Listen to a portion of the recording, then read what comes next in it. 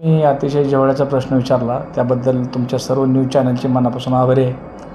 खरं तर या कामासाठी आपल्या राज्याचे मुख्यमंत्री सन्माननीय एकनाथजी शिंदे साहेब, पाणीपुरवठा मंत्री गुलाबराव पाटील साहेब, तसेच आमचे नेते सन्माननीय महेश नाना साठे यांच्या माध्यमातून मला आमच्या टाकळी ग्रामपंचायत पाणीपुरवठा योजना 23 कोटी 38 लाखाची प्रथम दर्शनी मंजूर झाली.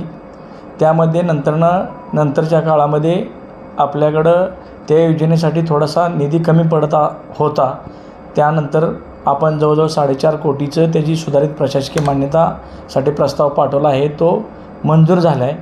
त्यामुळं येणाऱ्या पुढच्या काही महिन्यामध्ये टाकळी ग्रामपंचायतची पाण्याची गरज 100% संपणार आहे. तर राहिला तुमचा दुसरा प्रश्नाचा भाग म्हणजे की सध्या असलेली आपल्या भारत देशावरती दुष्काळाची परिस्थिती, राज्यावरती, त्यात सोलापूर जिल्हा आणि सोलापूर जिल्ह्यामध्ये लक्ष्मी टाकळी ग्रामपंचायत. खरं तर ती मराठीमध्ये एक म्हण आहे, सरपंच व्हायला, मी दुसऱ्या शब्दात बोलणार पण दुष्काळ याला गाठ पडली. खरं तर मी भगवान विठ्ठल रुक्मिणी चरणी देवाचे आभार मानेन की खरं तर त्या संकटाला तोड देण्याची माझ्याकडे क्षमता होती. म्हणूनच विठ्ठल रुक्मिणींनी मला त्या काळामध्ये टाकळी ग्रामपंचायत सरपंच केलं. खरं तर आमचा साठे कुटुंबाचा नेहमीच अजेंडा राहिला की आपण समाजासाठी काहीतरी करायचं आणि संकटावरती मात करणं हे आमचं साठे कुटुंबाचं नेहमी ध्येय राहिलं, ब्रीदवाक्य राहिलं आहे. त्या म्हणीप्रमाणे गेल्या 3 महिन्यापासून आपण टाकळी ग्रामपंचायत दुष्काळाला प्रचंड मोठं तोंड देत आहे. त्यामध्ये कुठल्याही क्षणाचा कुठलाही विलंब न करता आपण जनतेचं देणं आहे. त्या म्हणीप्रमाणे आपण आमची आत्ताची चालू पाणीपुरवठा योजना त्या ठिकाणी ग्रामपंचायतीच्या स्वनिधीमधून 5 बोर मारले. 5 बोरमधले 2 बोर फेल गेलेत. राहिलेल्या 3 बोरला 2 बोरला 3-3.5 इंच पाणी आहे आणि एका बोरला 1.5 इंच पाणी आहे. प्रत्येक सेकंदाला तिथून 6.5-7 इंचाचा पाण्याचा फ्लो आपण पाणीपुरवठा विहिरीमध्ये सोडतो.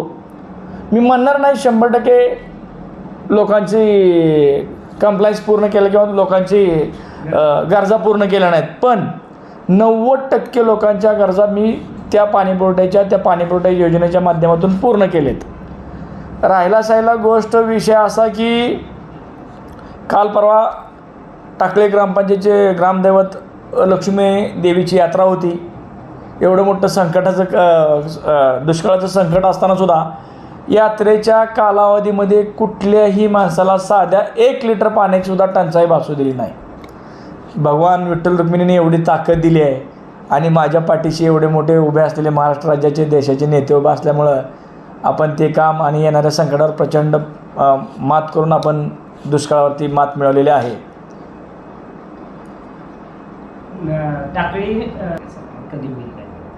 खरं तर मगाच्या थोडंसं पाणीपुरवठ्याच्या विषयावरती बोलायचं मला थोडंसं राहून गेलं, पहिल्यांदा ते पूर्ण करतो.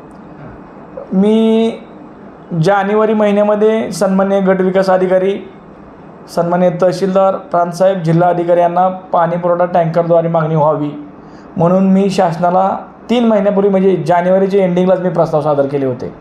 पण शासनाच्या काही टर्म्स अँड कंडिशन किंवा त्यांच्या नियमावलीमध्ये आपला पंढरपूर तालुका बसत नाही आहे. आपल्या पंढरपूर तालुक्याला कुठेही एकही टँकर दिलेला नाही आहे. त्यामुळे आमच्या टाकळी ग्रामपंचायतीला पण टँकर देण्याचा काही प्रश्नच उद्भवत नव्हता. पण आम्ही ग्रामनिधीमधून टोटली टँकरमुक्त टाकळी करून पाणीपुरवठा योजना पूर्ण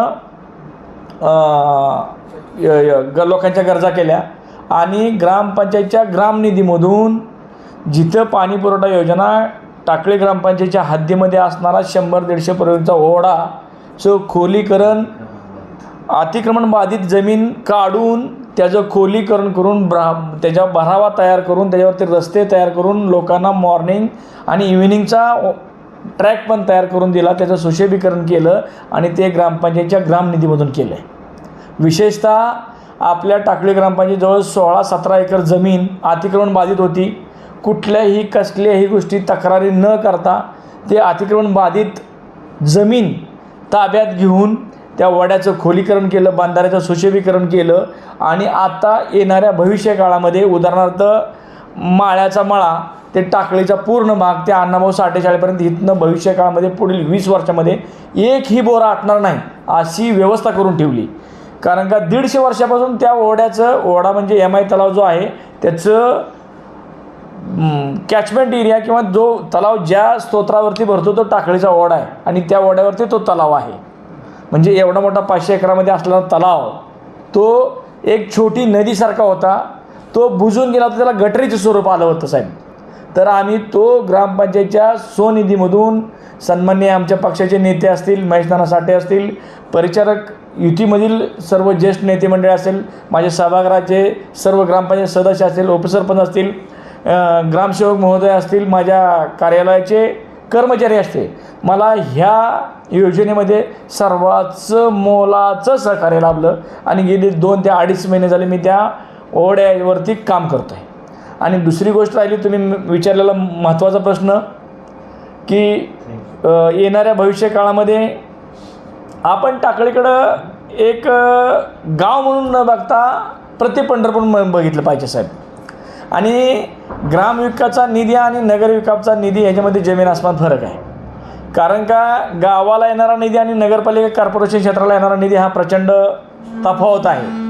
येणाऱ्या भविष्य काळामध्ये येणाऱ्या 3 महिन्यामध्ये आणि उद्घोषणा नंबर 1 मध्ये किंवा घोषणा नंबर 1 किंवा आदेश क्रमांक 1 हे आषाढी वारीमध्ये राज्याचे आपल्या लोकप्रिय मुख्यमंत्री सन्माननीय एकनाथजी शिंदे साहेब ही करतील आणि त्याबद्दल नगरपंचायत करण्यासंदर्भातल्या सर्व कागदपत्री प्रोसेस पूर्ण झालेली आहे.